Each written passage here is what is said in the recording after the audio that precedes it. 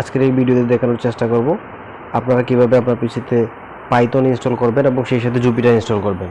তো প্রথমে আপনারা একটু ব্রাউজারে চলে যাবেন এবং সেখান থেকে টাইপ করবেন পাইথন ডাউনলোড পাইথনে ক্লিক করবেন।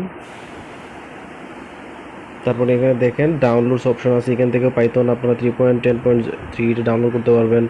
এখানে নিচের দিকে রিলিজ ভার্সনগুলো দেওয়া আছে, এই যে রিলিজ ভার্সনগুলো এখানে দেওয়া আছে পাইথনের। আপনি যেটা করবেন পাইথনে 3.10.3 এটাতে ক্লিক করবেন।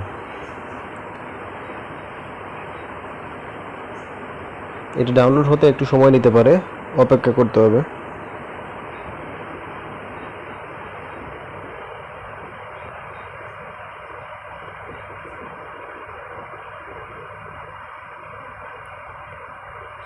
একটু সময় নিতে পারে ডাউনলোড হতে।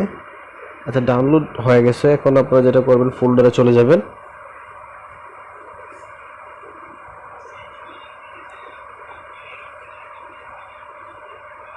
আপনার ডাউনলোড ফাইলের ফোল্ডারে চলে যাবেন এবং এইখান থেকে এটাকে পাইথনটাকে ইনস্টল করে নেবেন। পাইথনের এই ফাইলটা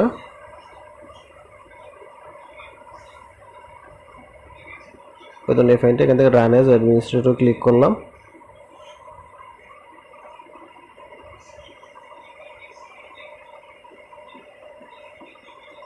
একটু সময় নিতে পারে। আচ্ছা, আবার ক্লিক করলাম রান অ্যাজ অ্যাডমিনিস্ট্রেটর।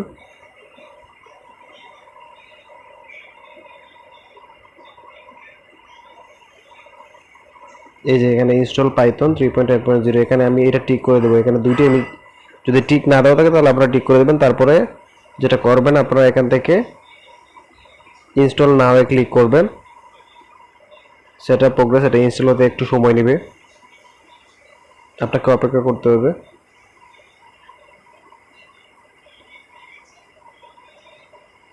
এই যে ইনস্টল হয়ে গেছে। ইনস্টল হয়ে যাওয়ার পরে আপনাকে যেটা করতে হবে, আপনি আপনার কমান্ড প্রম্পটে চলে যাবেন। পিসি থেকে কমান্ড প্রম্পটে চলে যাবেন।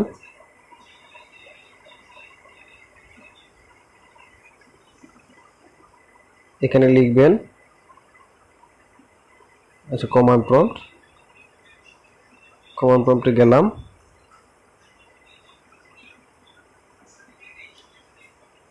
দুইটা ওপেন হয়ে গেছে। আচ্ছা, এখানে আমি লিখব, এখানে টাইপ করব যে পাইথনের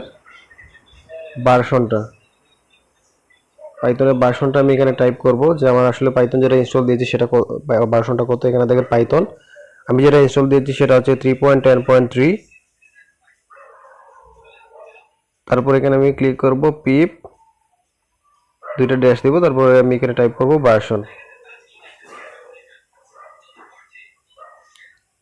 তারপর দেখেন এখানে পাইথনের ভার্সনটা আপনারা দেখতে পাবেন, এখানে পাইথনের ভার্সনটা দেখাচ্ছে। তারপরে আপনাকে যেটা করতে হবে, এখানে টাইপ করতে হবে পিপ, তারপরে দিতে হবে এখানে আপনাকে স্পেস দিতে হবে, স্পেস দিয়ে ইনস্টল দিতে হবে।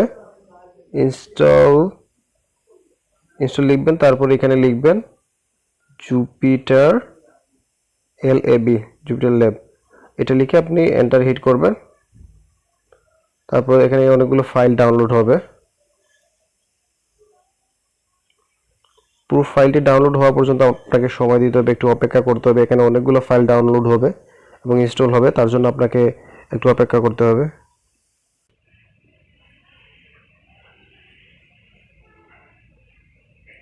এখানে অনেকগুলো ফাইল আছে যেগুলো ডাউনলোড হচ্ছে, ডাউনলোড হতে একটু সময় নেবে, তার জন্য আপনাকে অপেক্ষা করতে হবে। এই যে এখানে ডাউনলোড হচ্ছে, ফাইলগুলো এখানে ডাউনলোড হচ্ছে। অনেকগুলো ফাইল এবং প্যাকেজ এখানে একসাথে ডাউনলোড হয়।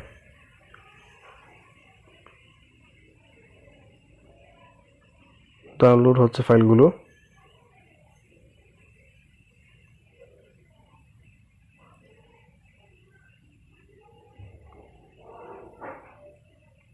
পুরো প্যাকেজ কিংবা যতগুলো ফাইল আছে এগুলা ডাউনলোড হওয়া অবধি আপনাকে অপেক্ষা করতে হবে।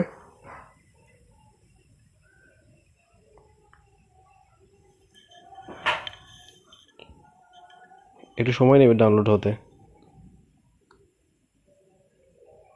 আচ্ছা, এখানে দেখেন সবগুলো ফাইল সাকসেসফুলি ইনস্টল হয়ে গেছে।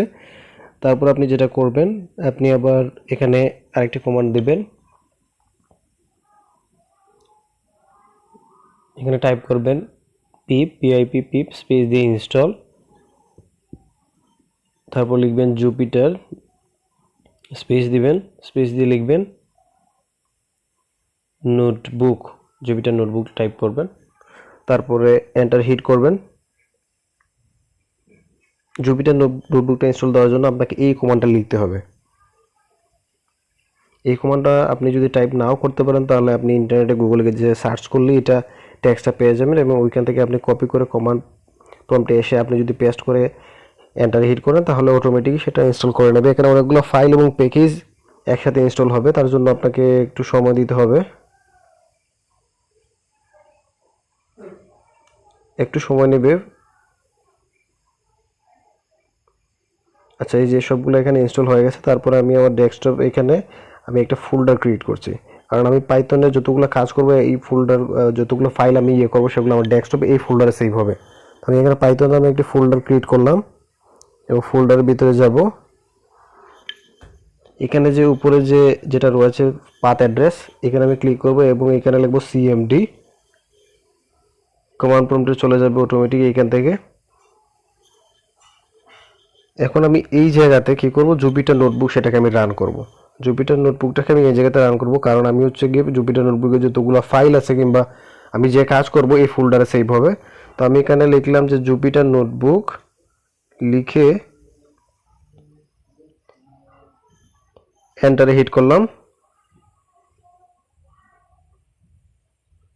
এই একটু সময় নেবে এই জিনিসটা রিডিরেক্ট হতে, তারপর যে কোনো একটা ব্রাউজারে ওপেন হবে, সেখানে আমরা এডিটরে গিয়ে আমাদের যে টেক্সট কিংবা কোড সেখানে করবো, পাইথনে যতগুলো কোড রয়েছে। তো এটা রিডিরেক্ট হতে একটু সময় নেবে, অপেক্ষা করতে হবে।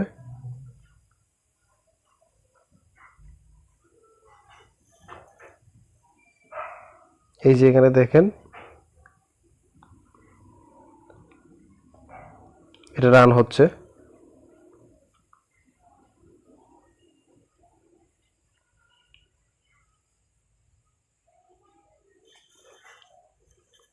জুপিটার নোটবুক ইনস্টল দেওয়ার পরে প্রথমবার রান হতে একটু সময় নেয়, তারপর এখান থেকে সরাসরি রিডিরেক্ট হয়ে যাবে যে কোনো একটি ব্রাউজারে। আচ্ছা, যেহেতু এটা প্রথমবার, এখানে আমি অলওয়েজ করে দেবো যে আমাদের ক্রোম থেকে সেটা ওপেন হবে। আমি ব্রাউজার সিলেক্ট করে দিলাম।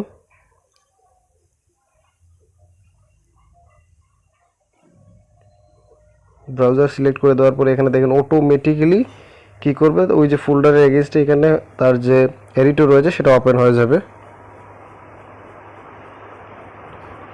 একটু সময় নেবে, এটা অটোমেটিক লোকাল হোস্ট হয়ে এটা চলে আসবে। এই যে এখানে জুপিটার দেখেন, জুপিটারের কি হয়েছে, তার উইন্ডোটা ওপেন হয়ে গেছে। এই যে উইন্ডোটা ওপেন হয়ে গেছে, এখানে আমার কোনো ফাইল নেই, এই জন্য এমটি দেখাচ্ছে। এখন এখান থেকে আপনি চাইলে যেটা করতে পারেন যে নিউয়ে গিয়ে আপনি পাইথন 3-তে ক্লিক করবেন,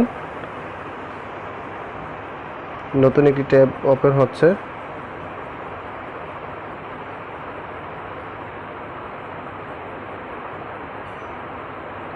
এই জায়গাতে আপনি টাইপ করবেন, আমরা দেখবো যে আমাদের এটা কাজ করছে কিনা। তো আমরা লিখবো PARINT প্রিন্ট, ব্র্যাকেট দেব, দিয়ে এখানে কোটেশন দেবো, কোটেশনের ভিতরে লিখবো অমিত স্পেস লাল স্পেস দাস, দেখবো যে আমাদের নামটা প্রিন্ট হয় কিনা।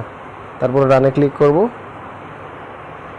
এই যে দেখেন প্রিন্ট হয়ে গেছে অমিত লাল দাস, তার মানে আমাদের পাইথনটি সঠিকভাবে ইনস্টল হয়েছে এবং আমাদের জুপিটার নোটবুকটি সঠিকভাবে ইনস্টল হয়েছে এবং কাজ করতে পেরেছি। তো ধন্যবাদ সবাইকে, এতটুকুই ছিল আজকের ভিডিও।